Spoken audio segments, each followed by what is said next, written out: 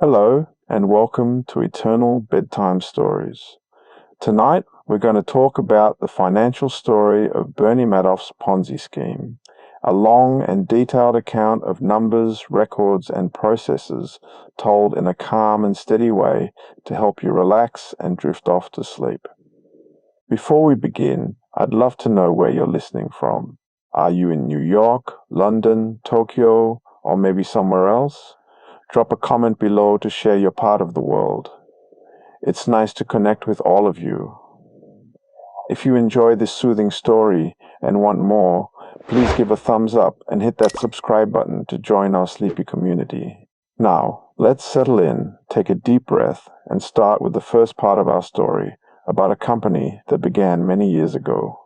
Our story begins in 1960 in the city of New York, where a man named Bernard Lawrence Madoff started a small business. This business was called Bernard L. Madoff Investment Securities, LLC.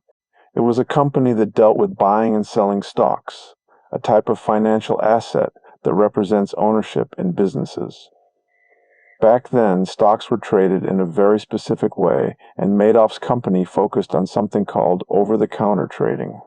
This meant they helped buy and sell stocks that weren't listed on big stock exchanges like the New York Stock Exchange. Instead, these stocks were traded directly between people or companies, often through phone calls or early computer systems. Bernard Madoff, who was just 22 years old at the time, started this company with money he had saved up from working as a lifeguard and installing sprinkler systems during his summers. He had about $5,000 to begin with, which was enough to set up a small office. His company's job was to act as a middleman, helping buyers and sellers of stocks find each other.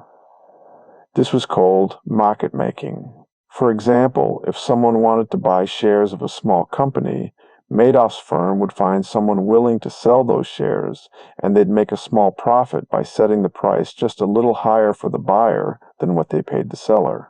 It was a simple process, repeated many times each day. The office was located in Manhattan, in New York City, a busy place full of tall buildings and financial companies. Madoff's firm was small at first, with just a few employees, including his brother Peter Madoff, who helped with the paperwork and operations. They used basic tools, like telephones and ledgers, to keep track of trades. Each trade was recorded carefully, with details about the stock, the price, and the number of shares. For example, a trade might involve 100 shares of a company at 10 per share, and the records would show the date, the buyer, and the seller. These records were important, as they helped the company stay organized and show regulators they were following the rules. Madoff's company operated under the rules of the Securities and Exchange Commission, or SEC, which is a government agency that oversees financial businesses in the United States. The SEC required companies like Madoff's to register and report their activities, such as how many trades they made and how much money they handled. Madoff's firm filled out forms, like Form BD, to register as a broker-dealer, which is a type of business that can trade stocks for others. These forms had details like the company's address, its employees, and its business plan. The SEC reviewed these forms to make sure everything was in order, and Madoff's firm was approved to operate. In those early years, the 1960s, the stock market was different from today. Computers were not widely used, so trades were often written down by hand or typed on paper. Madoff's firm had to keep track of every trade in a ledger, a kind of book where each page listed transactions. For example, one entry might say, sold 50 shares of XYZ company on June the 3rd, 1960 for $500. Another entry might say, bought 75 shares of ABC Company on June 4, 1960 for $750. These records were checked regularly to make sure they added up correctly. The process was slow and repetitive, with employees checking numbers over and over to avoid mistakes. Madoff's company also worked with other financial firms, like banks and brokers, to complete trades. Sometimes they would send messages by mail or over the phone to confirm a trade.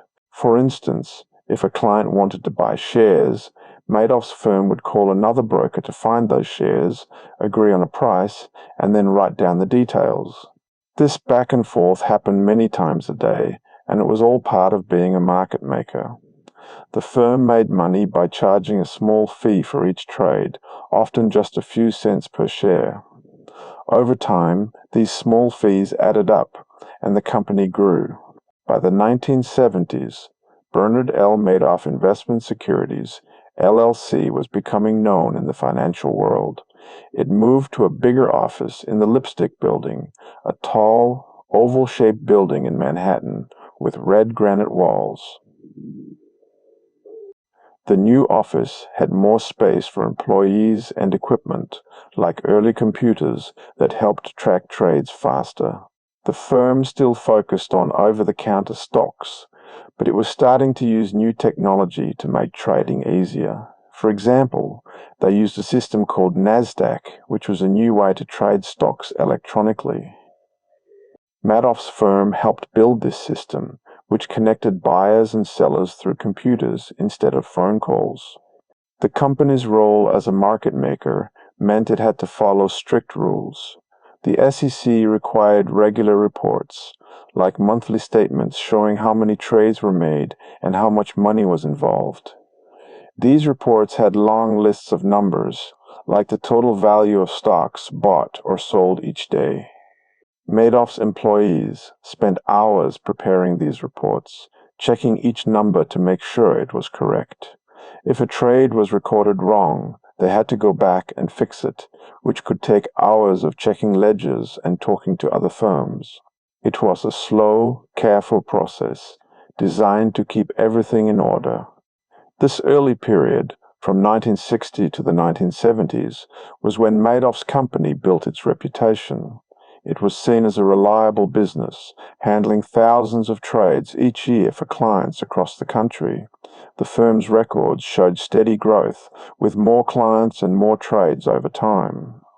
For example, by the mid-1970s, the company was processing hundreds of trades a day, each one carefully documented in their system. The work was routine, with employees repeating the same tasks day after day, answering phones, recording trades, and filing reports. It was a world of numbers, forms, and rules, all moving at a steady, predictable pace. As we move forward in this story, we'll see how this company, Bernard L. Madoff Investment Securities, LLC, began to change in the 1980s, taking on new kinds of work that would lead to a very different kind of story. But for now, let's pause, take a deep breath, and let these details settle in your mind. Picture those ledgers, filled with rows of numbers, and the quiet hum of an office in Manhattan where the work of trading stocks went on day after day in a calm and orderly way. Let your thoughts drift, and we'll continue soon with the next part of this long, steady story. As the 1970s came to a close, Bernard L. Madoff Investment Securities, LLC, was a steady business in New York, handling stock trades day after day. By the 1980s, the company began to grow in a new direction. Bernard Madoff started offering a different kind of service called investment advisory.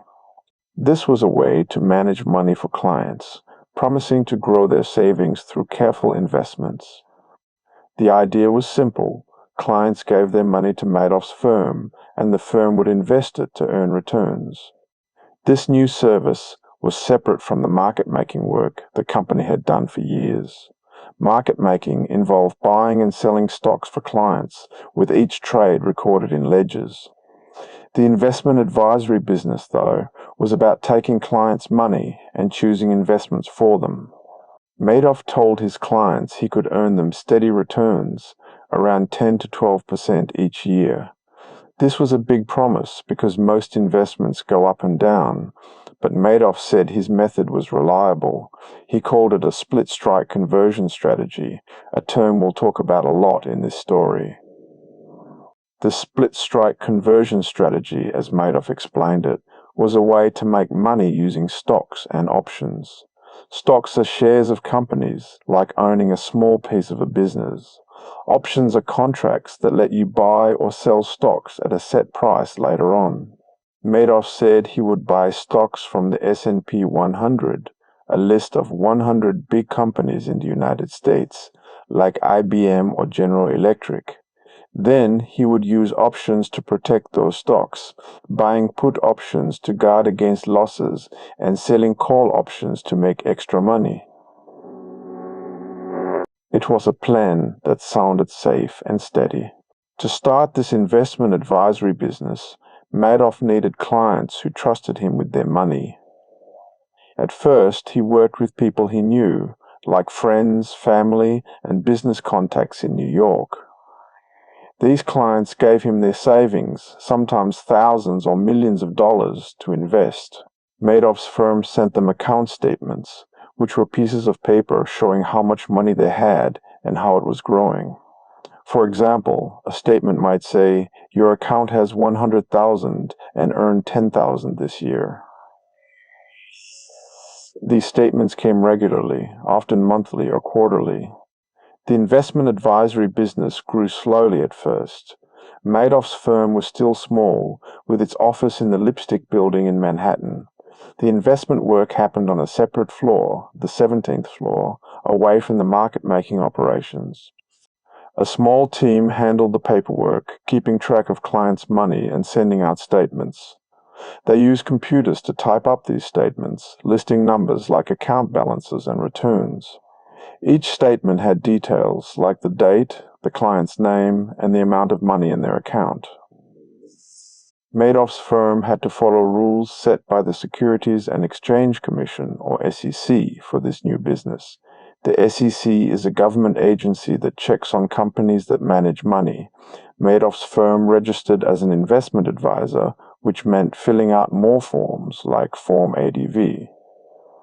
This form listed details about the business, such as how many clients it had, how much money it managed, and what kind of investments it made. The SEC looked at these forms to make sure the company was following the rules, and Madoff's firm was approved. The split-strike conversion strategy was the main selling point for clients. Madoff explained it in meetings, using simple words to make it sound easy to understand.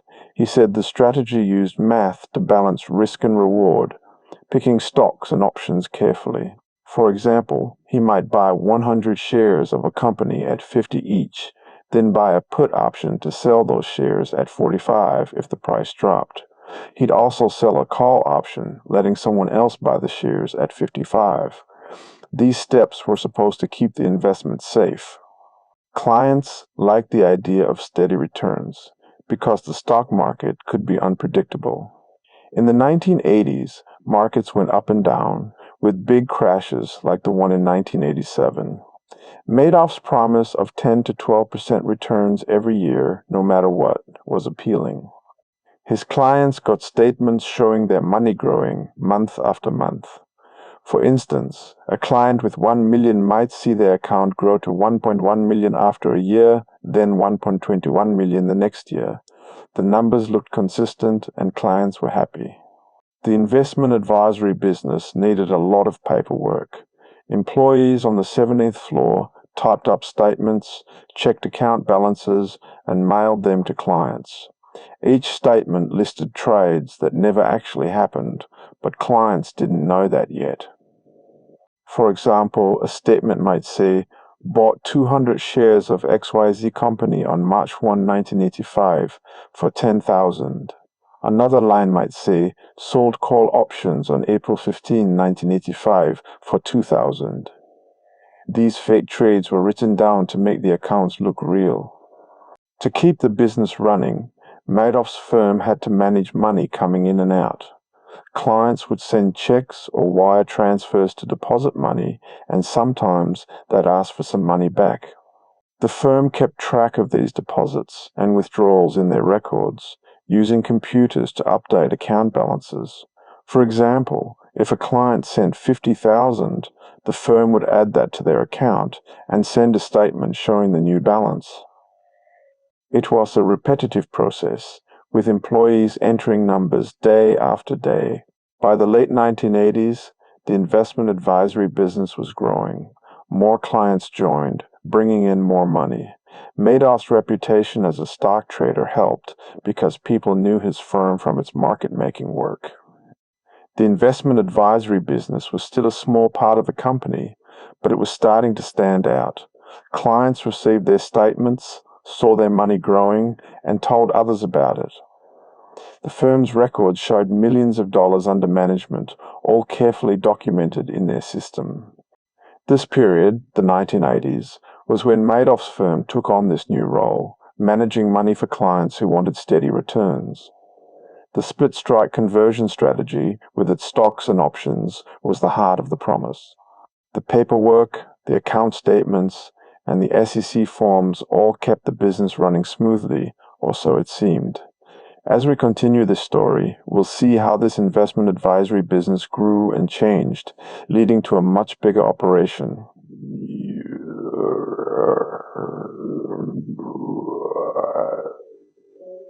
For now, let's pause, take a deep breath, and picture those account statements with their rows of numbers piling up in an office in Manhattan. Let your mind rest, and we'll move on soon to the next part of this calm, steady story. As Bernard L. Madoff Investment Securities, LLC, grew in the 1980s, its investment advisory business became a bigger part of its work. Clients sent their money to Madoff's firm, expecting steady returns of 10 to 12% each year, but the truth was different. The investment advisory business was not making real investments. Instead, it was built on something called a Ponzi scheme. This was a system where money from new clients was used to pay returns to older clients, creating the appearance of profits. A Ponzi scheme works in a simple but deceptive way. When a client gave money to Madoff's firm, that money was not invested in stocks or options as they were told. Instead, it went into a bank account. When an older client asked for their returns, like the promised 10%, Madoff's firm took money from that bank account, filled with new clients' deposits, to make the payment. For example, if a client had $100,000 and expected $10,000 in returns, the firm used new deposits to pay that $10,000. No real trades were happening. The split-strike conversion strategy, which Madoff said he used, was not real. His firm did not buy stocks from the S&P 100 or trade options to protect them. There were no put options bought to guard against losses or call options sold to make extra money. Instead, Madoff's employees created fake records to show these trades. They typed up account statements that listed trades that never took place, like buying 200 shares of a company or selling options for a profit. These fake statements were sent to clients regularly, often every month. Each statement showed a client's account balance and listed trades that looked real. For example, a statement might say, bought 100 shares of XYZ company on May 1, 1985 for $5,000, or sold call options on June 15, 1985 for $1,000. These details were made up, but they looked convincing. Clients saw their money growing on paper with steady returns, and they trusted the firm to keep managing their savings. The Ponzi scheme needed a constant flow of new money to keep going. If new clients stopped joining, or too many old clients asked for their money back, the scheme would run out of funds. Madoff's firm worked hard to bring in new clients, often through word of mouth. Friends told friends, and business contacts told others about the steady returns. For instance, a client might tell a colleague, my account grew 10% last year, and that colleague would send money to Madoff's firm. To make the scheme look real, Madoff's firm kept detailed records, even though they were fake. Employees on the 17th floor of the Lipstick Building in Manhattan used computers to create these records. They entered fake trades into the system, one by one, to match the returns Madoff promised. For example, if a client's account needed to show a 10% gain, The employees would invent trades to make the numbers add up, like a purchase of stocks or a sale of options. The firm also had to manage money moving in and out. When clients sent money, it went into a bank account, often at Chase Manhattan Bank. When clients asked for withdrawals, the firm sent checks or wire transfers from that same account. The records showed these deposits and withdrawals, with details like the date, the amount, and the client's name. For example, a record might say, received $50,000 from client A on July 10, 1986, or paid $5,000 to client B on August 1, 1986. This system relied on secrecy. Madoff made sure only a few employees knew the truth about the fake trades. Most of the work was done on the 17th floor, away from the market-making business on other floors. Employees who typed up statements or processed payments followed instructions without knowing the full picture. They used software to generate reports, entering numbers that matched the fake trades Madoff wanted to show. The Ponzi scheme also needed to follow some rules to avoid attention. The firm filed reports with the Securities and Exchange Commission, or SEC, to look legitimate. These reports listed the number of clients and the amount of money managed, but they hid the truth about the fake trades. For example, a report might say the firm managed $1 million for 10 clients, without showing that no real investments were made. This process went on for years, with new money paying for old returns. Clients received their statements, saw their balances grow, and felt confident. The firm's records, filled with fake trades, kept the scheme hidden. Each day, employees updated the system, adding more made-up trades to the accounts. It was a repetitive task, with numbers and dates entered over and over, keeping the illusion of a successful business. As we continue this story, we'll see how this Ponzi scheme grew, bringing in more clients and more money while staying hidden for a long time. For now, let's pause and take a deep breath. Picture those fake account statements with their neat rows of numbers sitting in an office in Manhattan. Imagine the quiet sound of computers typing out trades that never happened. Let your mind rest, and we'll move on soon to the next part of this calm, steady story. By the late 1980s and into the 1990s, Bernard L. Madoff Investment Securities, LLC, was running a Ponzi scheme through its investment advisory business.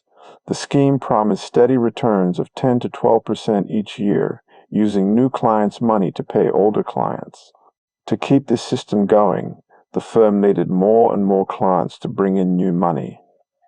Over time, the number of clients grew, and the amount of money they gave to Madoff's firm grew too.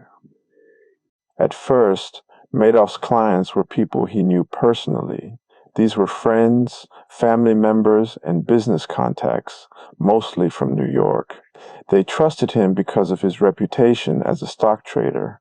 For example, a friend might give Madoff $50,000 to invest, expecting to see it grow steadily.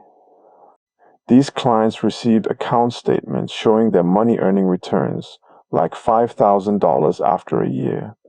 The statements were fake, but they looked real, with lists of trades that never happened. Word of mouth helped the client base grow. A client who saw their account statement might tell a friend, "My money grew 10% last year with Madoff." That friend would then send their own money to the firm. This happened over and over, bringing in new clients. For instance, a businessman in New York might tell a colleague at a meeting about his steady returns, and the colleague would contact Madoff's firm to open an account. Madoff's firm also worked with feeder funds. These were other investment companies that collected money from their own clients and sent it to Madoff. One big feeder fund was Fairfield Greenwich Group, based in Connecticut. This fund took money from its clients, sometimes millions of dollars, and gave it to Madoff's firm to manage. The feeder fund received statements from Madoff showing steady returns, and they passed those statements on to their clients. Feeder funds made the client base much larger. Instead of just one person sending money, a feeder fund could bring in hundreds of clients' money at once.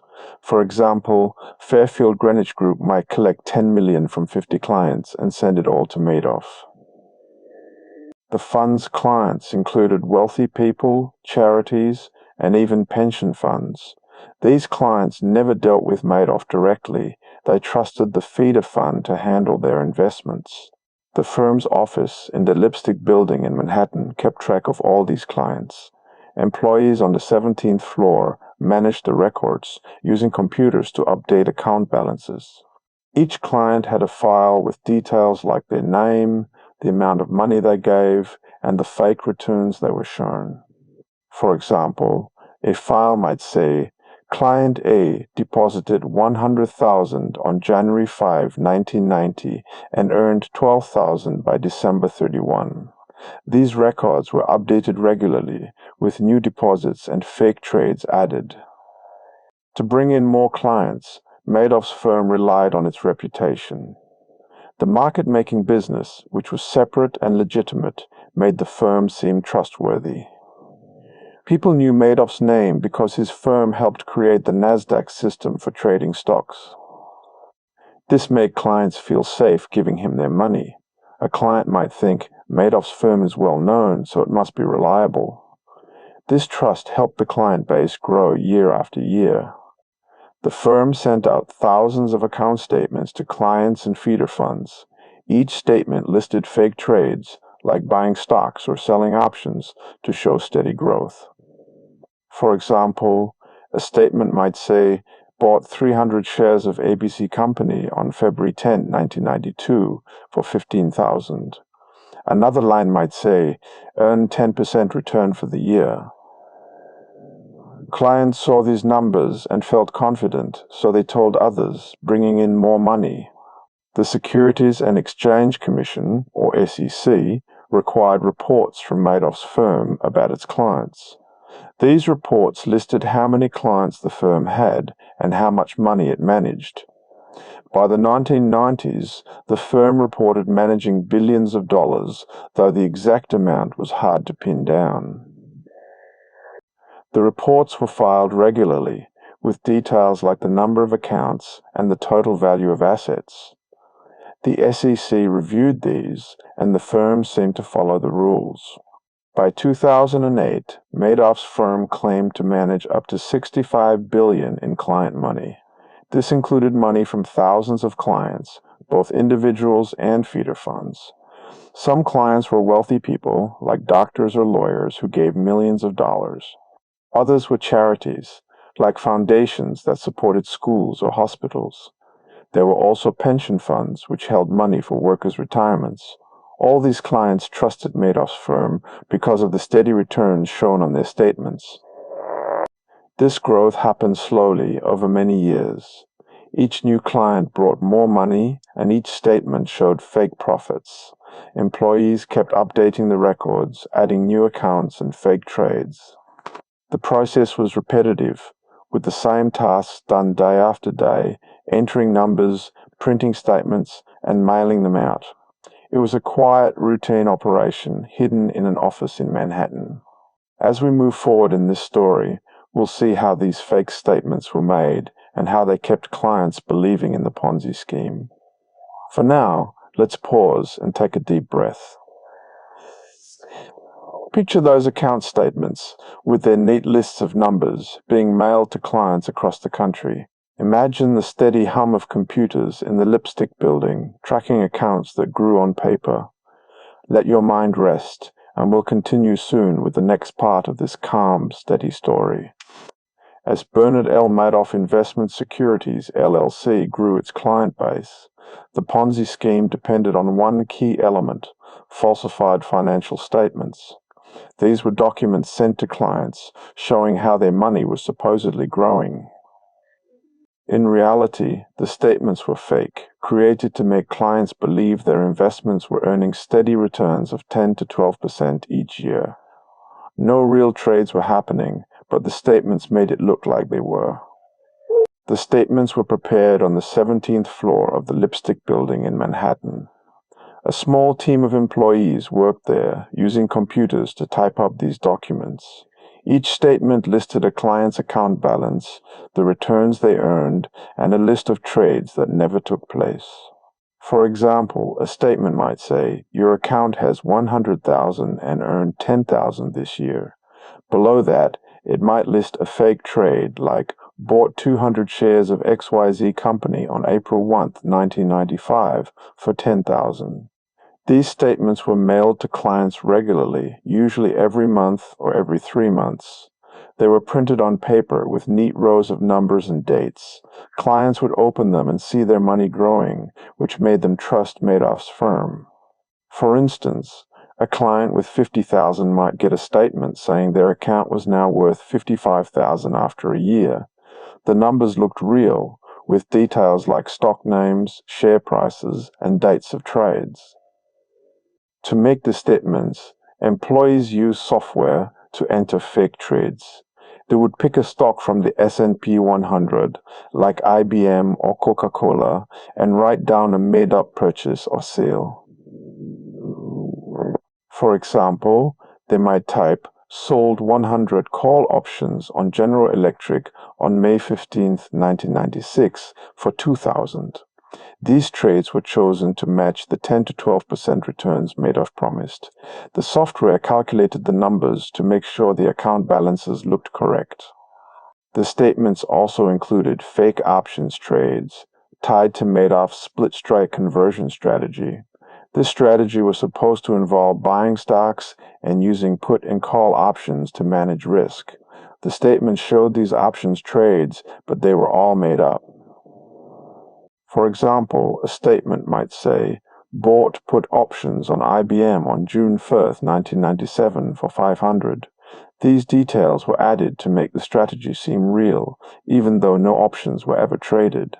Employees spent hours creating these statements. They would sit at their computers, typing in one fake trade after another. Each trade had details, like the number of shares, the price, and the date. For instance, a record might say, "Bought 300 shares of Microsoft on July 10th, 1998 for 15,000. Another might say, "Sold call options on August the 5th, 1998 for 3,000. The employees repeated this process for thousands of client accounts. The firm kept a database to track all these fake trades. This database was stored on computers on the 17th floor, away from the market-making business. It listed every client's account, their deposits, and the fake returns they were shown. For example, a client's file might show they deposited 200,000 in 1995 and now had 260,000 in 1999 based on fake trades. The database was updated regularly, with new fake trades added to keep the numbers growing. Madoff made sure only a few employees knew the statements were fake. Most workers just followed instructions, typing up trades as they were told. They didn't know the trades weren't real because the statements looked like normal financial documents. The firm used standard forms with columns for dates, stock names, and amounts. These forms were mailed to clients or given to feeder funds, like Fairfield Greenwich Group, to pass on to their clients. The Securities and Exchange Commission, or SEC, sometimes asked for reports from Madoff's firm. These reports were supposed to show the trades the firm made for clients. Madoff's team created fake reports to send to the SEC, listing the same made-up trades as the client statements. For example, a report might say the firm bought 1 million in stocks for clients in a month. The SEC reviewed these reports and saw no problems, so the scheme stayed hidden. Clients trusted these statements because they came from a well-known firm. They would read the lists of trades, see their account balances grow, and feel confident. Some clients added more money, and others told their friends, bringing in new clients. The statements were key to keeping the Ponzi scheme going, as they made everyone believe the investments were real. Month after month, the firm mailed out these papers, filled with numbers that never matched real trades. This process of creating fake statements went on for years, quietly and steadily. Employees typed up trades, printed statements, and mailed them out day after day. It was a repetitive task, done in a quiet office in Manhattan, keeping the Ponzi scheme hidden from the world. As we continue this story, we'll see how the split-strike conversion strategy was explained to clients. For now, let's pause and take a deep breath. Picture those statements, with their rows of fake trades, sitting on desks in the Lipstick Building. Let your mind rest, and we'll move on soon to the next part of this calm, steady story. The Ponzi scheme, run by Bernard L. Madoff Investment Securities, LLC, relied on falsified financial statements to show clients their money was growing. At the heart of these statements was a plan called the split-strike conversion strategy. This was the method Madoff told clients he used to earn steady returns of 10 to 12% each year. But this strategy was not real. It was a story made up to explain the fake profits shown on client statements. The split-strike conversion strategy was described as a way to invest money safely. Madoff told clients it involved buying stocks and using options to manage risk. Stocks are shares of companies, like owning a small piece of a business. Options are contracts that let you buy or sell stocks at a set price later on. Madoff said he picked stocks from the S&P 100, a list of 100 big companies in the United States, like IBM, Coca-Cola, or General Electric. The strategy had three main parts, as Madoff explained it. First, the firm would buy stocks from the S&P 100. For example, they might buy 200 shares of Microsoft at 50 each, spending $10,000. Second, they would buy put options. These are contracts that let you sell stocks at a set price, protecting against losses if the stock price falls. For instance, a put option might let the firm sell Microsoft shares at 45, even if the price dropped to 40. The third part was selling call options.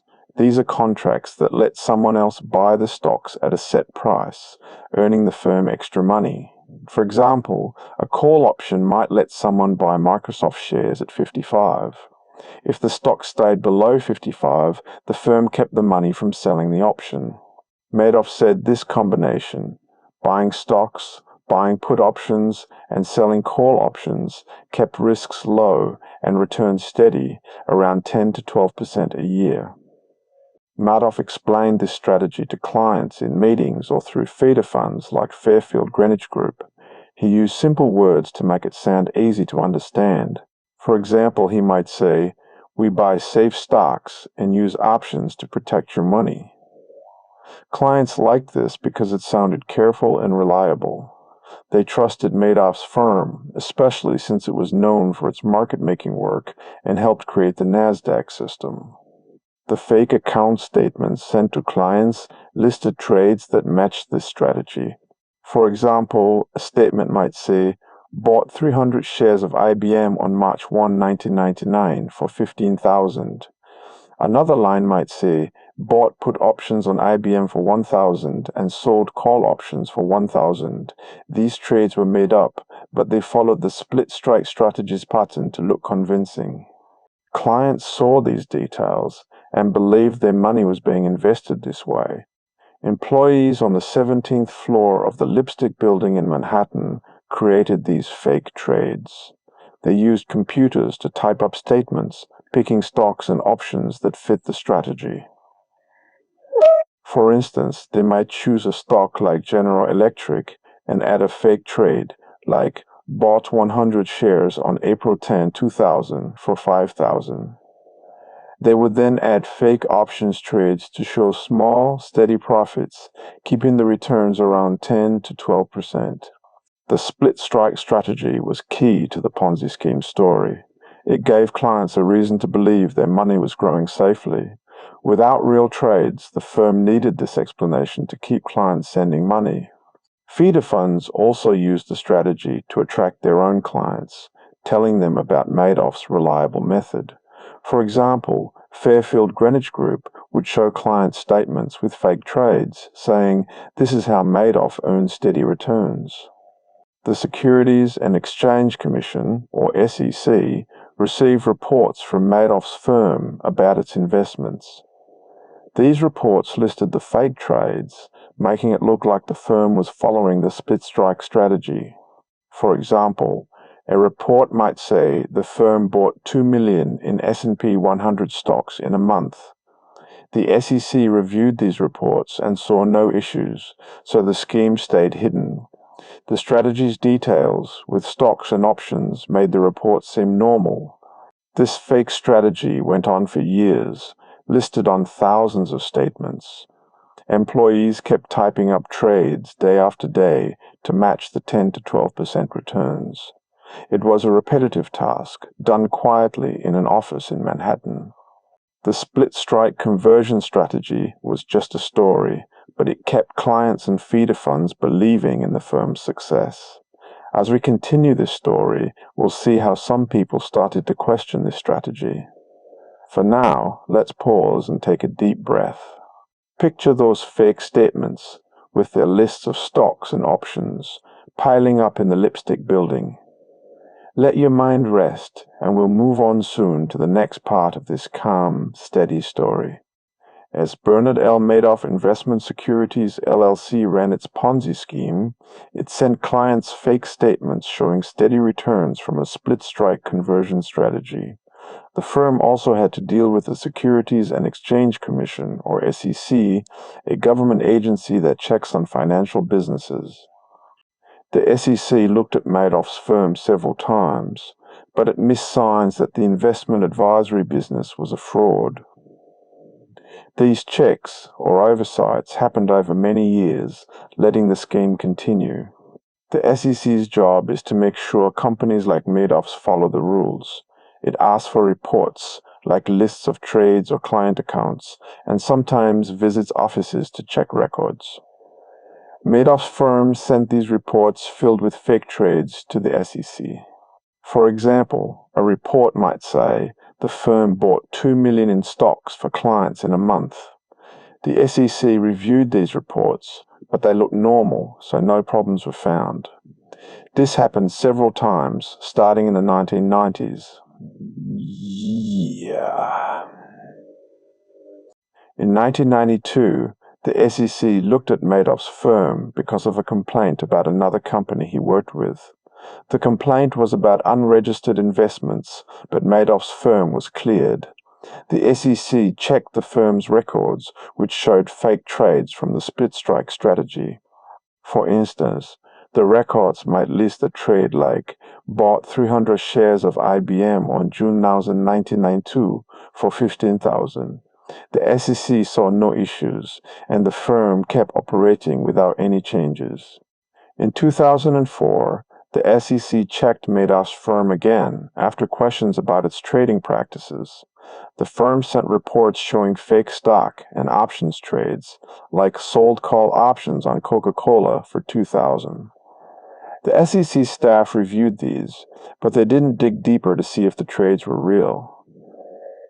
The reports were filed on time, with neat lists of numbers, so the SEC moved on. Employees at Madoff's firm kept typing up these fake reports day after day in their Manhattan office. Another check happened in 2005, when the SEC got a tip about Madoff's steady returns. The tip came from someone who thought the returns were too consistent, not matching how markets usually work. The SEC sent a team to the lipstick building to look at records.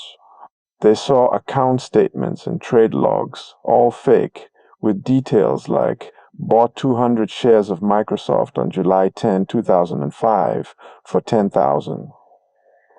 The records seemed in order, so the SEC closed the case without finding the fraud.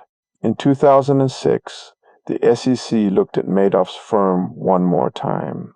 This was because of concerns about how the firm managed client money. The firm gave the SEC more reports, listing fake trades and account balances. For example, a report might say the firm managed $1 billion for 100 clients. The SEC asked questions, but Madoff explained it as part of his split-strike strategy. The SEC accepted this and didn't check if the trades were real, so the scheme stayed hidden. These SEC checks involved a lot of paperwork. Madoff's employees on the 17th floor filled out forms like Form ADV to show how the firm worked. These forms listed the number of clients, the amount of money managed, and the types of investments.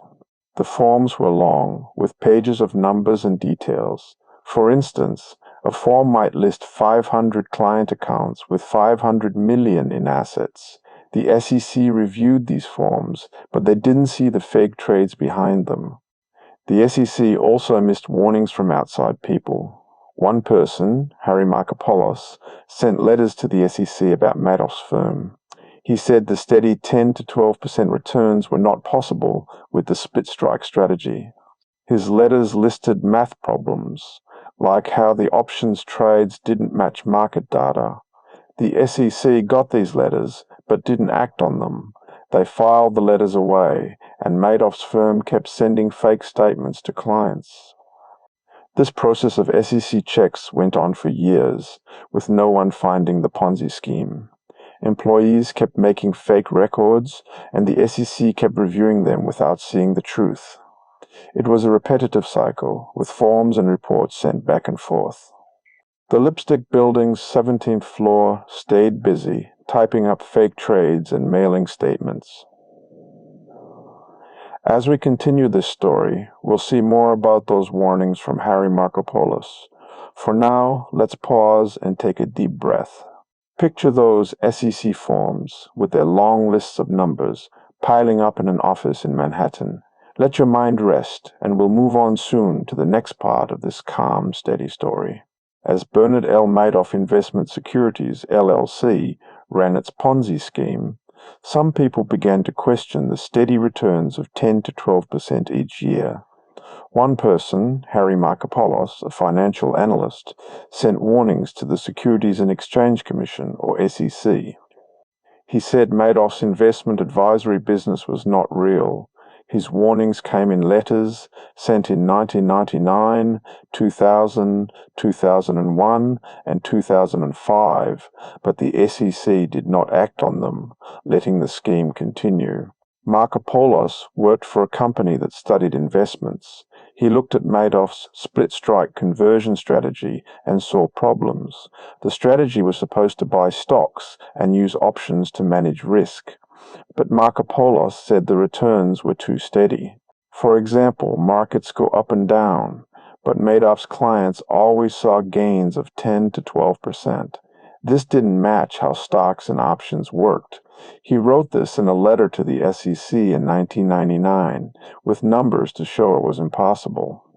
In 2000, Markopoulos sent another letter. He listed more reasons the strategy couldn't work. For instance, he said Madoff's firm would need to trade huge amounts of options to get those returns, but no one saw those trades in the market. He included charts and math, like how many call options would be needed for $1 billion in investments. The SEC got the letter, but they filed it away without checking further. In 2001, Markopoulos tried again. He wrote a longer letter with more details about the math. He said Madoff's returns didn't match the S&P 100 stocks he claimed to use. For example, if the market dropped 5%, Madoff's clients still saw gains. This was not possible with real trades. The SEC reviewed the letter but didn't visit Madoff's firm or check the trades. The fake records, like bought 200 shares of IBM on March 1, 2001, kept going out. In 2005, Markopoulos sent his last letter. It was called "The World's Largest Hedge Fund is a Fraud." It had 30 pages of numbers and examples showing Madoff's strategy was fake. For instance, he said the options market wasn't big enough to support Madoff's trades. The SEC looked at the letter but didn't act. They thought Madoff's firm was too well known to be a fraud. The Ponzi scheme continued with fake trades typed up in the Lipstick Building. These warnings were detailed, with lists of numbers and market data. Markopoulos spent hours writing them, checking his math to make sure it was right. But the SEC didn't follow up, so the scheme stayed hidden. Employees kept making fake statements day after day in a quiet office in Manhattan. As we continue this story, we'll see how Madoff kept his operations secret. For now, let's pause and take a deep breath. Picture those letters, filled with numbers, sitting unread in an SEC office. Let your mind rest, and we'll move on soon to the next part of this calm, steady story. The Ponzi scheme at Bernie Madoff Investment Securities, LLC, relied on secrecy to stay hidden. Madoff made sure only a few people knew the truth about the fake trades and statements. Most of the work happened on the 17th floor of the Lipstick Building in Manhattan, separate from the firm's legitimate market-making business. This secrecy kept clients, employees, and regulators from seeing that the investment advisory business was a fraud. The 17th floor was a quiet place, with a small team of employees.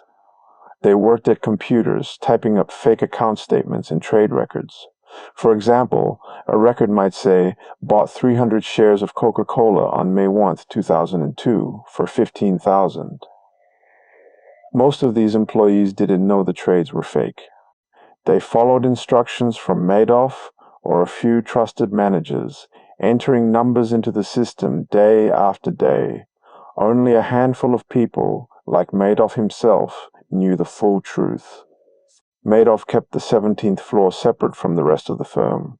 The market-making business, which was real, happened on other floors, like the 18th and 19th. Employees there handled stock trades for clients, with no connection to the investment advisory work. Madoff made sure these two parts of the firm didn't mix. For instance, market-making staff didn't have access to the 17th floor's computers or records, so they couldn't see the fake trades. The 17th floor had its own systems for creating statements. These systems were old computers, not connected to the market-making systems. Employees used software to type up fake trades, like sold call options on IBM for 2000. The software made the statements look real, with neat columns for dates, stock names, and amounts. Madoff told employees to keep these records private, saying it was to protect the firm's special strategy. Madoff also limited who could talk to clients or regulators. He or a few trusted managers handled meetings with the Securities and Exchange Commission, or SEC. When the SEC asked for records, Madoff gave them fake reports listing trades that never happened. For example, a report might say the firm managed $1 billion in client money, with trades like bought 500 shares of Microsoft on June 10, 2003. The SEC didn't check if these trades were real, so the secrecy worked. Clients and feeder funds, like Fairfield Greenwich Group, didn't visit the 17th floor. They got their statements by mail, showing fake returns of 10 to 12%. Madoff told them the split strike strategy was complex and private, so they didn't ask for details. This kept them from questioning the trades. The firm's reputation, built on its market-making work, made clients trust the statements without checking further. This secrecy was maintained year after year. Employees on the 17th floor kept typing up fake records, following the same steps each day. The records piled up, with lists of fake trades and account balances. It was a quiet, repetitive process, hidden in a Manhattan office. As we continue this story, we'll see how feeder funds helped the scheme grow. For now, let's pause and take a deep breath. Picture that quiet 17th floor, with computers humming and fake trades being typed. Let your mind rest, and we'll move on soon to the next part of this calm, steady story. The Ponzi scheme at Bernie Madoff Investment Securities, LLC, grew because of feeder funds. These were other investment companies that collected money from their own clients and sent it to Madoff's firm. They played a big role in bringing in billions of dollars, making the scheme much larger. Feeder funds trusted Madoff's fake statements and didn't check if the trades were real, so the Ponzi scheme kept going. One major feeder fund was Fairfield Greenwich Group, based in Connecticut. This fund took money from its clients, like wealthy people, charities, and pension funds and gave it to Madoff to manage. For example, Fairfield might collect 100 million from 200 clients and send it all to Madoff's firm. In return, Madoff sent Fairfield fake statements showing steady returns of 10 to 12%. Fairfield passed these statements to its clients, who believed their money was growing. Other feeder funds worked the same way. Funds like Ascot Partners and Tremont Group also sent billions to Madoff. They got clients by promising steady returns based on Madoff's split-strike conversion strategy. For instance, a fund might tell a client, Madoff's firm earns 10% a year with low risk. The client would give money to the fund, and the fund would send it to Madoff. The feeder funds didn't check if Madoff's trades were real. They trusted his statements. These funds sent huge amounts of money to Madoff's firm. By the 2000s, feeder funds were responsible for most of the $65 billion Madoff claimed to manage. Each fund had its own clients, like a charity giving $1 million or a pension fund giving $10 million.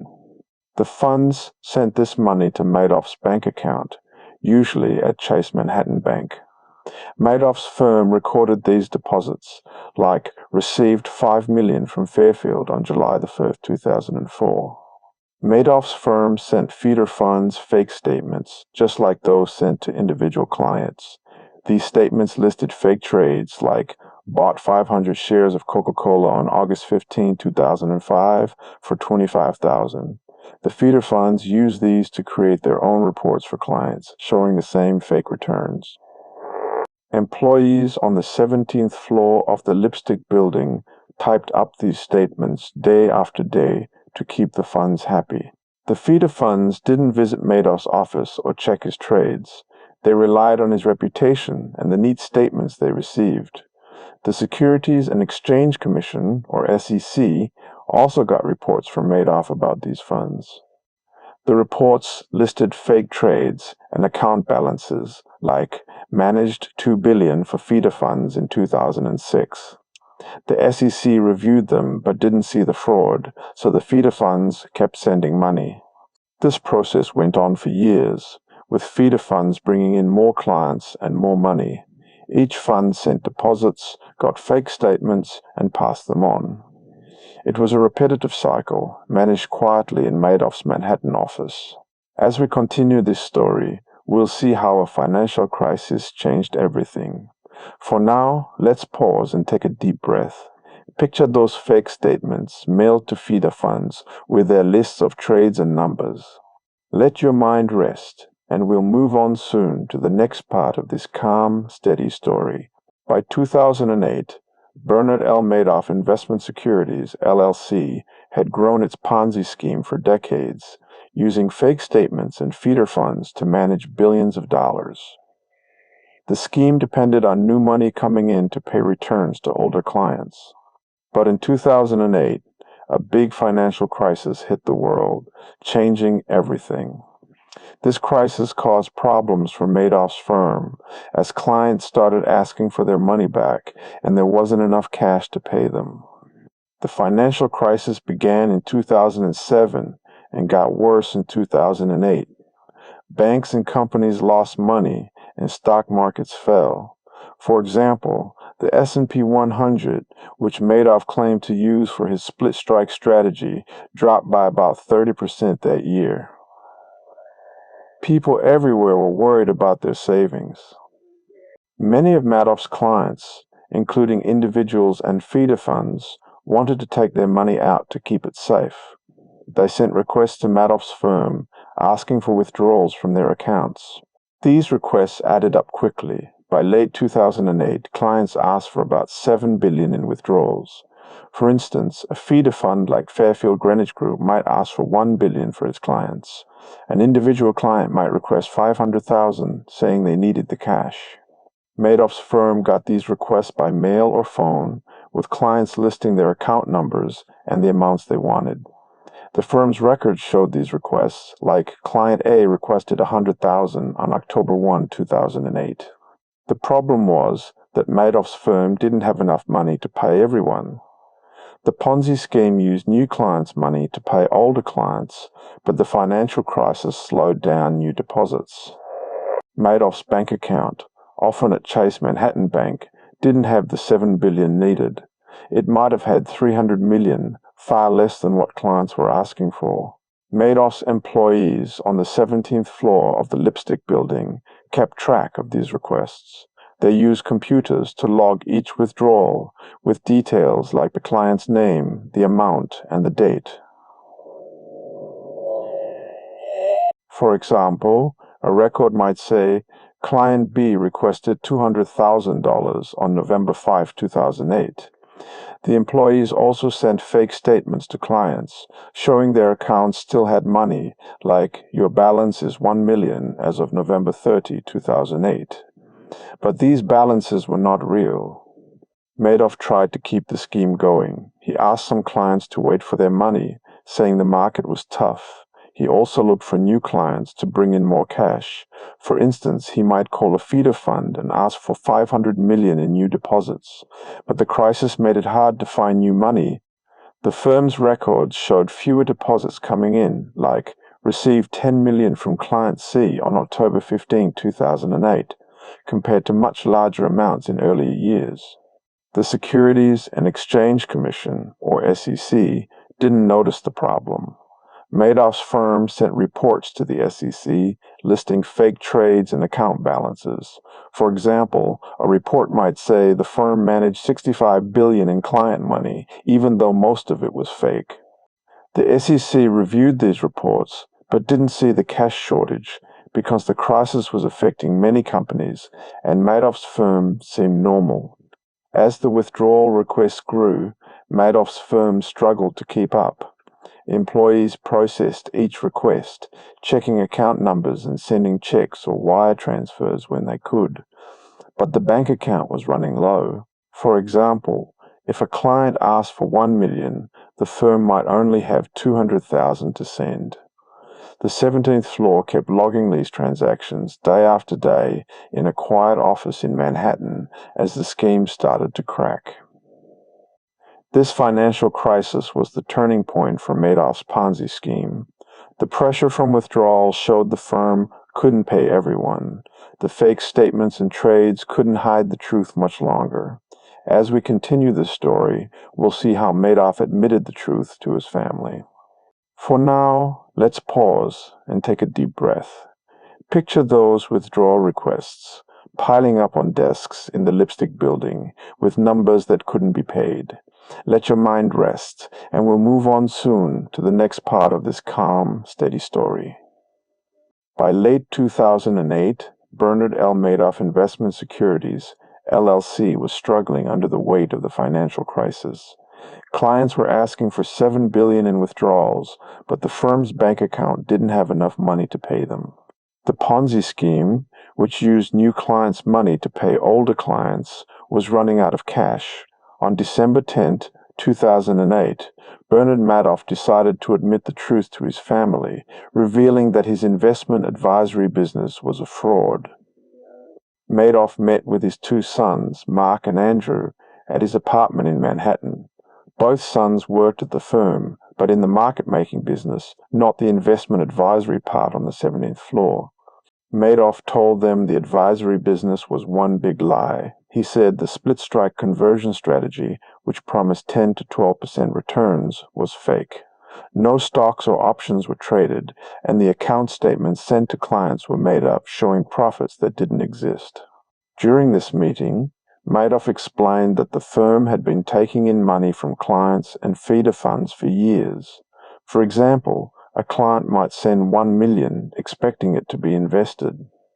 Instead, the money went into a bank account, often at Chase Manhattan Bank, and was used to pay other clients' withdrawals. The firm's records listed these deposits, like received $2 million from client A on November 1, 2008, but no real investments were made. Madoff told his sons the firm was supposed to manage $65 billion for thousands of clients, but most of that money was fake. The account statements showed balances like $500,000 for one client or $10 million for a feeder fund, but the bank account had only a few $100 million. For instance, A statement might say, "Your account has 1 million as of December 1, 2008, but the firm couldn't pay that amount if the client asked for it." The confession came because Madoff could no longer keep up with withdrawals. The financial crisis had caused too many clients to ask for their money back. For example, a feeder fund might request 500 million, or an individual client might ask for 100,000. Employees on the 17th floor logged these requests, with details like Client B requested 200,000 on December 5, 2008. But the bank account was almost empty, with not enough cash to cover them. Madoff's sons were shocked by the news. They had worked in the legitimate part of the firm, handling stock trades, and didn't know about the Ponzi scheme. Madoff told them he planned to turn himself in to the authorities soon. He said he would pay bonuses to some employees and then report the fraud. The firm's records, stored on computers on the 17th floor, still showed fake trades like bought 300 shares of IBM on December 1, 2008 for 15,000. After the meeting, Mark and Andrew decided to act. They contacted their lawyer, who told them to report the fraud to the authorities. On December 10, 2008, they informed the Securities and Exchange Commission, or SEC, and the Federal Bureau of Investigation, or FBI, about Madoff's confession. The firm's office in the Lipstick Building was still running, with employees typing up fake statements, unaware of what was coming. This confession marked the end of the Ponzi scheme. Madoff's words to his sons, admitting the business was a lie, set the stage for the firm's collapse. The 17th floor kept logging fake trades and withdrawals, but the truth was out. As we continue this story, we'll see how Madoff was arrested and faced charges. For now, let's pause and take a deep breath. Picture that quiet meeting in a Manhattan apartment with Madoff's words hanging in the air. Let your mind rest, and we'll move on soon to the next part of this calm, steady story. On December 10, 2008, Bernard Madoff confessed to his sons that his investment advisory business was a Ponzi scheme, a fraud with no real investments. The next day, December 11, 2008, the Federal Bureau of Investigation, or FBI, arrested Madoff at his apartment in Manhattan. This arrest marked the end of the scheme, which had used fake statements to show clients steady returns. Madoff now faced serious charges for his actions as the authorities began their work. The arrest happened early in the morning. FBI agents arrived at Madoff's apartment on the Upper East Side of Manhattan. They knocked on his door and took him into custody. Madoff, who was 70 years old, did not resist. The agents had a warrant, a legal document that listed the charges against him. The main charge was securities fraud, which means breaking laws about buying and selling investments. The warrant also mentioned other possible crimes, like lying to regulators. After the arrest, Madoff was taken to a federal courthouse in Manhattan. The courthouse was a large building where legal cases were handled. There, he met with a judge to hear the charges. The main charge, securities fraud, was because Madoff's firm lied about trading stocks and options. For example, client statements showed fake trades, like bought 200 shares of IBM on November 1, 2008 for 10,000. These lies tricked clients into thinking their money was safe. The charges also included other crimes. One was mail fraud, because Madoff's firm mailed fake statements to clients. For instance, a statement might say, "Your account earned 5,000 this year," when no money was earned. Another charge was wire fraud, because the firm used wire transfers to move money, like sending 100,000 to a client from a bank account at Chase Manhattan Bank. These charges carried heavy penalties, up to 7 years in prison each. The Securities and Exchange Commission, or SEC, also filed a case against Madoff. The SEC said he broke rules by lying about his firm's investments. They pointed to reports Madoff sent, like lists of fake trades showing $1 billion in client money. The SEC's case was separate from the criminal charges, but part of the same process. The firm's records, stored on the 17th floor of the Lipstick Building, were now evidence, with fake trades like sold call options on Coca-Cola for $2,000. Madoff's arrest was based on a complaint filed by the U.S. Attorney's Office in Manhattan. This document listed details of the fraud, like how Madoff used new clients' money to pay older clients. For example, a new client might deposit $500,000, and that money would pay a $50,000 withdrawal for another client. The complaint said the scheme involved thousands of clients and billions of dollars, with a maximum penalty of 150 years in prison. After his arrest, Madoff was allowed to stay at his apartment while waiting for his court hearings. He had to wear an ankle monitor, a device that tracked his location.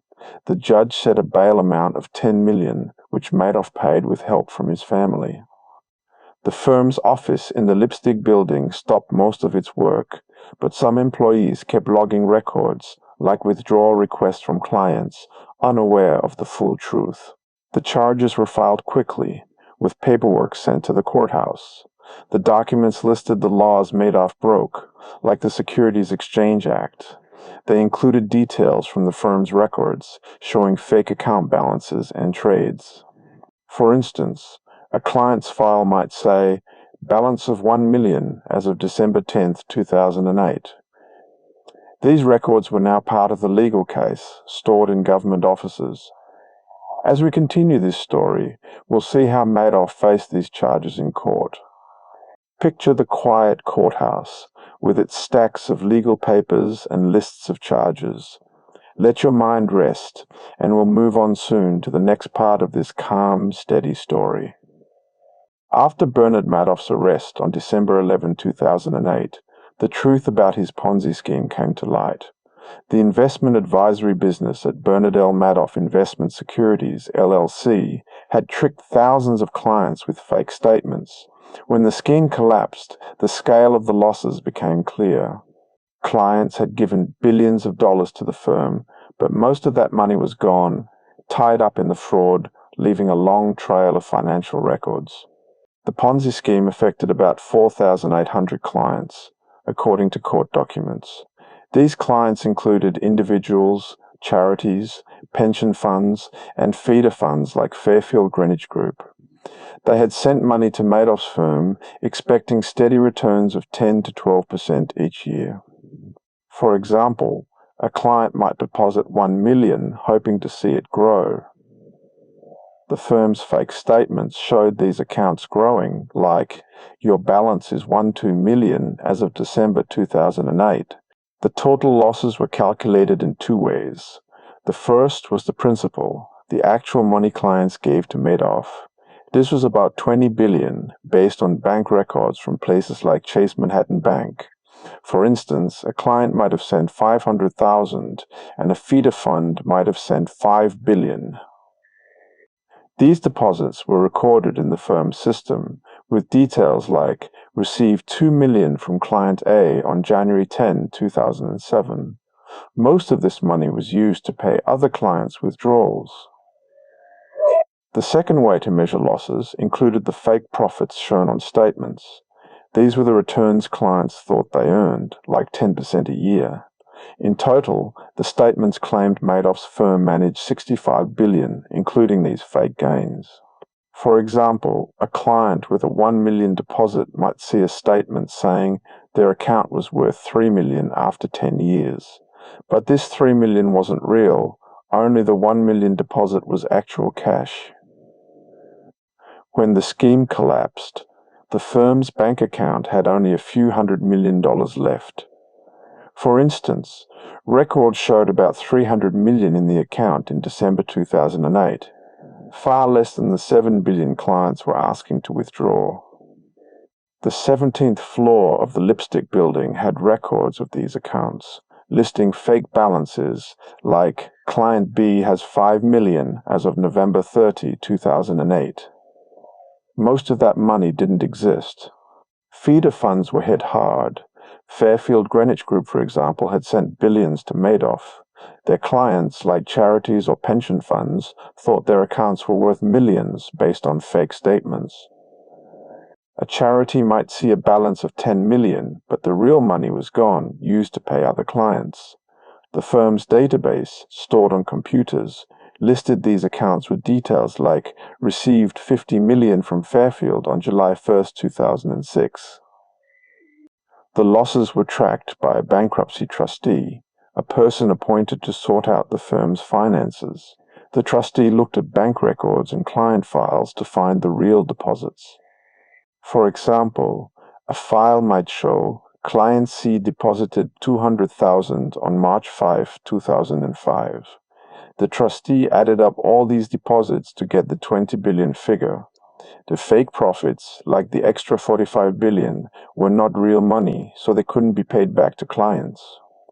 The Securities and Exchange Commission, or SEC, also reviewed the losses. They looked at the firm's reports, which claimed 65 billion in assets. These reports listed fake trades, like bought 500 shares of Coca-Cola on October 1, 2008 for 25,000. The firm's office in Manhattan stopped running, but its records stayed as evidence, with long lists of fake account balances. This scale of losses, 20 billion in real money and 65 billion with fake profits, showed how big the Ponzi scheme had grown. For now, let's pause and take a deep breath. Picture those fake account statements with their rows of numbers sitting in files in the Lipstick Building. Let your mind rest, and we'll move on soon to the next part of this calm, steady story. After Bernard Madoff's arrest on December 11, 2008, for running a Ponzi scheme, he faced a series of court proceedings in a federal courthouse in Manhattan. These proceedings were steps in the legal process to address the charges against him, like securities fraud, mail fraud, and wire fraud. The firm's fake statements, showing 65 billion in client accounts, were now evidence. The court handled piles of paperwork as Madoff's case moved forward slowly and steadily. The first court hearing happened soon after his arrest. Madoff appeared before a judge in the Southern District of New York courthouse, a large building with courtrooms and offices. The judge read the charges, which included 11 felonies, serious crimes with long prison sentences. For example, securities fraud was for lying about investments, like fake trades of 200 shares of IBM on November 1, 2008 for 10,000. The judge set rules for Madoff, like wearing an ankle monitor while on bail. Madoff's lawyers worked with the U.S. Attorney's Office, which filed the charges. The lawyers got copies of the complaint, a document listing the crimes. It described how Madoff's firm took 20 billion from clients and showed 65 billion in fake profits. For instance, a client statement might say, "Your account is 5 million, but the money wasn't real." The lawyers reviewed these details, meeting with prosecutors to discuss the case, filing papers with dates and numbers. On March 12, 2009, Madoff returned to court to enter his plea. He chose to plead guilty to all 11 charges without a plea deal. This meant he admitted to the crimes, like securities fraud for fake trades and mail fraud for sending false statements. In court, he spoke calmly, saying the investment advisory business was a fraud. The judge recorded his plea, and clerks filed it in the court system with details like case number 09, CR 213, guilty plea entered. The court also looked at evidence from the firm's office in the Lipstick Building. This included fake records from the 17th floor, like bought 300 shares of Coca-Cola on October 15, 2008 for 15,000. The Securities and Exchange Commission, or SEC, gave the court reports showing these trades were fake. The court stored these records in files with long lists of account balances and client names used to prove the fraud. During the proceedings, the court heard from a bankruptcy trustee. This person was sorting out the firm's finances, checking bank records at places like Chase Manhattan Bank. The trustees' reports showed $20 billion in real deposits, like Client A deposited $1 million on January 5, 2007. The court set a date for sentencing, June 29, 2009. Before that, Madoff stayed on bail, living in his Manhattan apartment. His lawyers filed more papers, like motions to explain his case. Each motion had details, like the number of clients, 4,800, or the total loss, $20 billion. The court clerks organized these papers, stamping them with dates and case numbers, like motion filed March 20, 2009. The process was slow, with many documents piling up. The judge also looked at victim statements, though these were kept separate from the main proceedings. Clients sent letters saying how much they lost, like, "I gave $500,000 to Madoff's firm." These were filed in the court's records, but the main focus was on legal papers, like the list of charges or evidence logs. The court's work was repetitive, with forms and files handled day after day in the quiet courthouse. These proceedings moved the case toward its end. The guilty plea and evidence, like fake statements and bank records, set the stage for Madoff's sentencing. As we continue this story, we'll see how the court decided his punishment. Picture that courthouse in Manhattan, with its stacks of legal forms and lists of fake trades. Let your mind rest, and we'll move on soon to the next part of this calm, steady story. After Bernard Madoff pleaded guilty to 11 felonies on March 12, 2009, for running a Ponzi scheme, the court set a date for his sentencing. This was the final step in the legal process where a judge would decide his punishment. On June 29, 2009, Madoff returned to the federal courthouse in Manhattan. The court reviewed piles of documents, like fake account statements and bank records, to determine the sentence for his crimes. The sentencing hearing took place in a courtroom in the Southern District of New York. Madoff, now 71 years old, stood before Judge Denny Chin.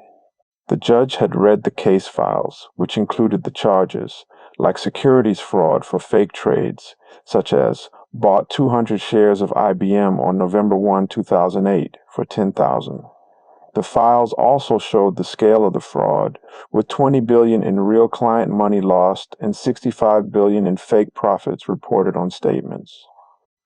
Prosecutors from the U.S. Attorney's Office asked for a long sentence. They gave the judge a report listing the crimes, securities fraud, mail fraud, wire fraud, and more.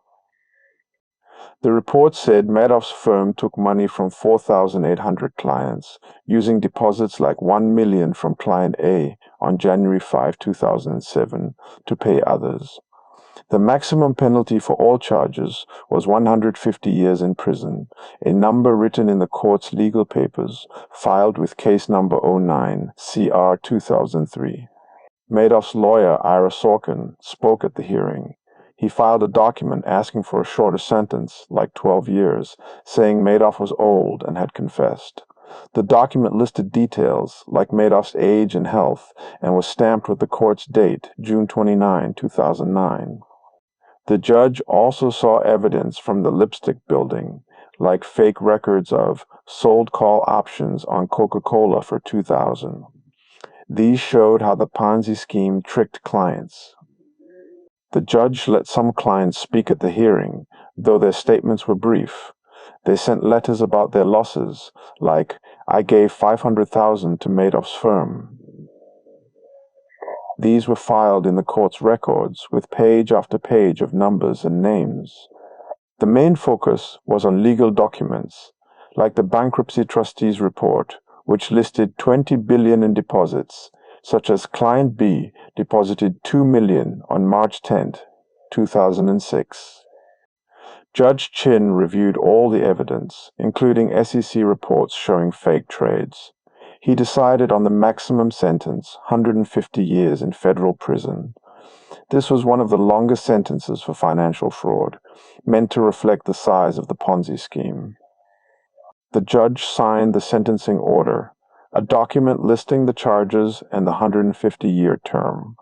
Clerks filed it in the court system, with details like sentence imposed on June 29, 2009. After the sentencing, Madoff was taken to a federal prison. The court sent copies of the order to the Bureau of Prisons with instructions to place him in a facility. The firm's office in the Lipstick Building was closed, but its records, with fake balances like Client C has $5 million, stayed as evidence. The sentencing ended Madoff's case, closing a chapter in the fraud. As we continue this story, we'll see how clients tried to recover their money. For now, let's pause and take a deep breath. Picture that quiet courtroom with its stacks of legal papers and lists of charges. Let your mind rest, and we'll move on soon to the next part of this calm, steady story. After Bernard Madoff was sentenced to 150 years in prison on June 29, 2009, for his Ponzi scheme, the focus turned to helping the 4,800 clients who lost money. The scheme had taken $20 billion in real deposits, with fake statements showing $65 billion. A bankruptcy trustee, Irving Picard, was appointed to recover money and return it to clients. This process, called victim compensation, involved years of paperwork and legal steps handled in offices and courts. Irving Picard worked in a Manhattan office, sorting through the firm's records from the Lipstick Building. These records listed client deposits, like Client A gave $1 million on January 10, 2007. The trustee's job was to find money to pay back clients who lost their principal, the real cash they gave Madoff. For example, a client with a $500,000 deposit might be eligible for repayment, but fake profits, like a $1 million balance on a statement, didn't count. The trustee set up the Madoff Victim Fund to manage repayments. This fund collected money from bank accounts, like those at Chase Manhattan Bank, where Madoff kept client deposits. By 2024, the fund had recovered over $14 billion. The trustees' team checked bank records, with entries like received $2 million from Client B on March 5, 2006. They used these to figure out who paid what and how much could be returned to each client. Clients had to file claims to get money back. They sent forms to the trustee listing their deposits, like I gave $200,000 in 2005. The trustee's office got thousands of these forms, each with account numbers and dates. For instance, a form might say, Client C deposited $300,000 on July 1, 2004. Clerks reviewed these claims, checking them against the firm's records to make sure they were correct. This was a slow process, with piles of papers filed in the office. The trustee also filed lawsuits to recover money, called clawbacks. These targeted people or funds that got money from Madoff's scheme before it collapsed. For example, a feeder fund like Fairfield Greenwich Group might have withdrawn $1 billion. The trustee asked for some of that back, saying it was other clients' money. Court documents listed these amounts, like Fairfield withdrew $500 million on October 1, 2008. The lawsuits filled court files with numbers and legal terms. The Securities and Exchange Commission, or SEC, worked with the trustee to oversee the process. They reviewed reports from the trustee showing how much money was recovered, like $1 billion collected in 2010. These reports were filed with courts with details about bank accounts and client claims. The SEC also checked the firm's fake records, like bought 300 shares of Coca-Cola on November 1, 2008 for $15,000, to confirm the fraud and support the compensation efforts. By 2024, the trustee had paid out billions to clients. For example, a client who gave $1 million might get back $700,000, depending on their claim. The payments were sent by check or wire transfer, with records like paid $500,000 to Client D on June 15, 2020. The process was tracked in a database, with entries for each client's name, claim amount, and payment date. This database was updated regularly, with clerks entering numbers day after day. The compensation efforts went on for years, with more forms and lawsuits filed. The trustee's office in Manhattan kept working, sorting through records and sending payments. It was a repetitive task, with lists of deposits and claims filling the files. As we continue this story, we'll see how the scandal led to changes in regulations. For now, let's pause and take a deep breath. Picture those claim forms with their rows of numbers stacking up in a quiet office. Let your mind rest, and we'll move on soon to the next part of this calm, steady story. After Bernie Madoff's Ponzi scheme collapsed in 2008, causing $20 billion in losses, the government looked at how it missed the fraud. The Securities and Exchange Commission, or SEC, had failed to catch Madoff's fake trades, like bought 300 shares of IBM on November 1, 2008 for $15,000. This led to new rules to stop future scams. These changes involve forms, reports, and inspections, all handled in government offices with stacks of papers. The SEC made a report in 2009 about its mistakes in the Madoff case. The report, over 400 pages long, listed problems like not checking Harry Markopoulos's warnings about fake returns. It said the SEC needed better ways to spot fraud. For example, the report noted that Madoff's firm sent fake records like managed $65 billion for 4,800 clients. The SEC filed this report with details and numbers in its Washington, D.C. office, stamped with dates like August 31, 2009. One new rule was for investment advisors, like Madoff's firm. The SEC required more detailed reports called Form ADV to show client numbers and assets. For instance, a firm might report 50 clients with $100 million. These forms had to be filed yearly with extra checks on trades. The SEC set up teams to review these forms, looking for odd patterns, like steady 10 to 12% returns that didn't match markets. Another change was surprise inspections. Before, the SEC gave firms time to prepare for visits. After Madoff, they started unannounced checks.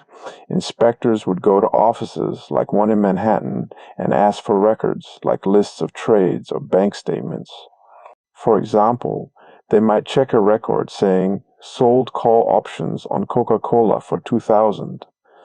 These visits were logged in SEC files with dates and findings, like inspection on March 10, 2010. The SEC also made rules for feeder funds, like Fairfield Greenwich Group. These funds had sent billions to Madoff without checking his trades. New rules said funds had to verify investments using bank records or trade logs. For example, a fund might need to show received $10 million from client A on July 1, 2009. The SEC reviewed these records in their offices, filing them with case numbers and dates. Congress passed the Dodd-Frank Act in 2010 to add more rules. This law set up a whistleblower program, paying people like Markopoulos for tips about fraud. The SEC got forms from whistleblowers, listing details like Firm X reports fake trades. These forms were filed in a database with entries like tip received on April 15, 2011. The program aimed to catch scams early, unlike with Madoff's fake statements. These changes meant more paperwork for firms. They had to file reports, like monthly trade summaries with numbers like bought $5 million in stocks. The SEC staff checked these page by page in quiet offices. The process was slow and repetitive, with forms stamped and filed. By 2024, the SEC was still using these rules, updating databases with new reports. As we continue this story, we'll see how Madoff's life ended in prison. For now, let's pause and take a deep breath. Let your mind rest, and we'll move on soon to the next part of this calm, steady story. After Bernard Madoff was sentenced to 150 years in prison on June 29 for his Ponzi scheme, he was sent to a federal prison to serve his time. The scheme had caused $20 billion in losses, with fake statements showing $65 billion. Madoff's imprisonment and later death closed his story, handled through prison records and government files. The process was slow, with paperwork listing his inmate number and prison transfers filed in quiet offices. Madoff was sent to the Federal Correctional Institution in Butner, North Carolina. The Bureau of Prisons, or BOP, assigned him inmate number 672-27054. This number was written on forms, like inmate 617-27054, admitted July 14, 2009. The prison was a medium-security facility with records tracking Madoff's daily routine. For example, a log might say, inmate checked in at 8:00 a.m., July 15, 2009. These logs were filed in the prison's office with rows of dates and times. In prison, Madoff lived in a cell with basic items, like a bed and a desk. The BOP kept records of his activities, such as meals or medical visits. For instance, a form might note, inmate 617-27054, medical check on August 1, 2009.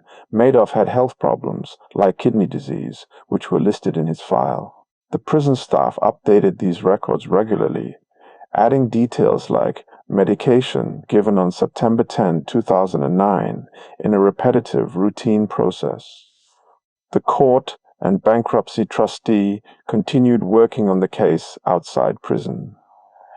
The trustee, Irving Picard, recovered money for clients using bank records like Client A deposited $1 million on January 5, 2007. These efforts were separate from Madoff's imprisonment, but linked to his fraud.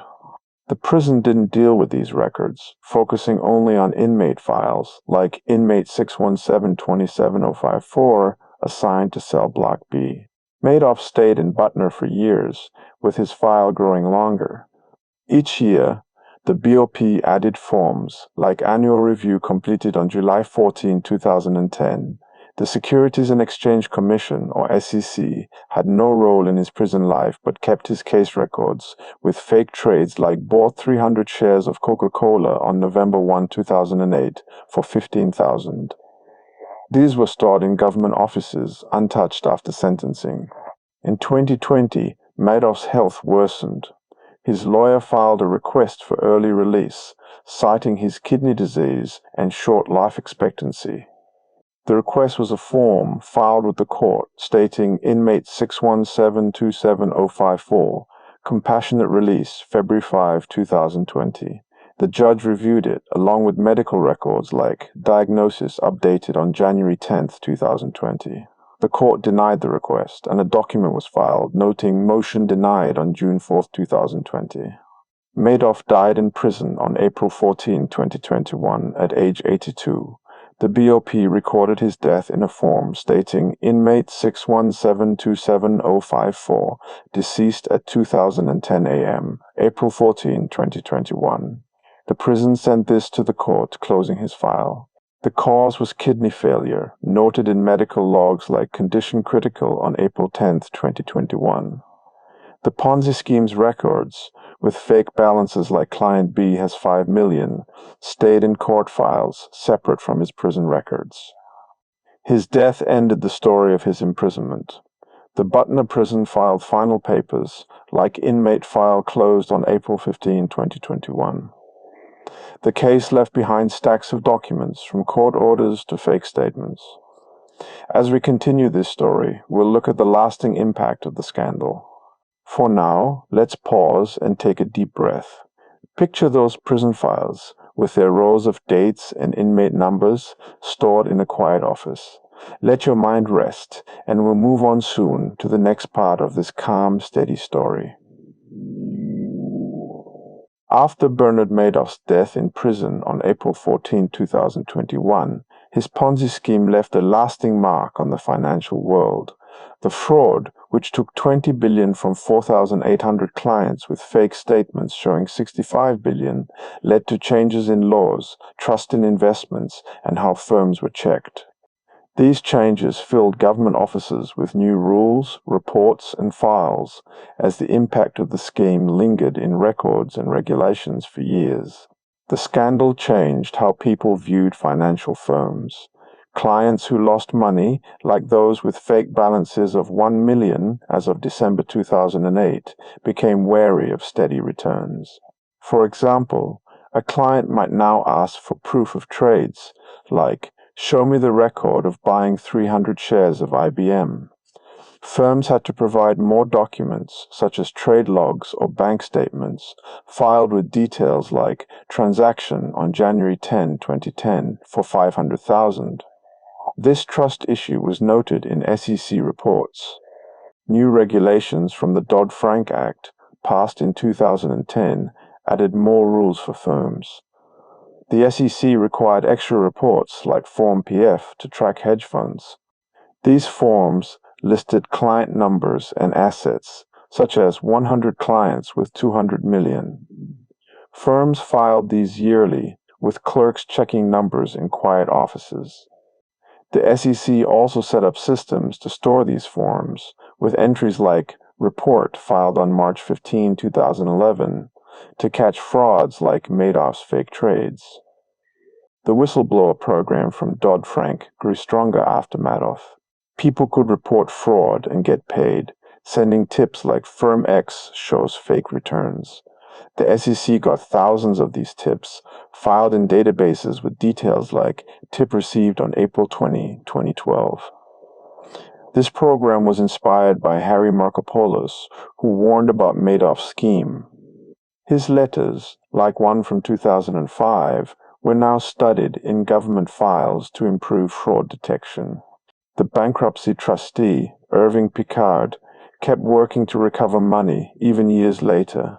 By 2024, over $14 billion was returned to clients, based on records like Client A deposited $1 million on July 1, 2006. The trustee's office in Manhattan filed claims and lawsuits with documents listing amounts like recovered $500 million on June 10, 2020. Feeder funds, like Fairfield Greenwich Group, faced new rules too. They had to check investments, using records like "Send 10 million to firm Y on August 5, 2010.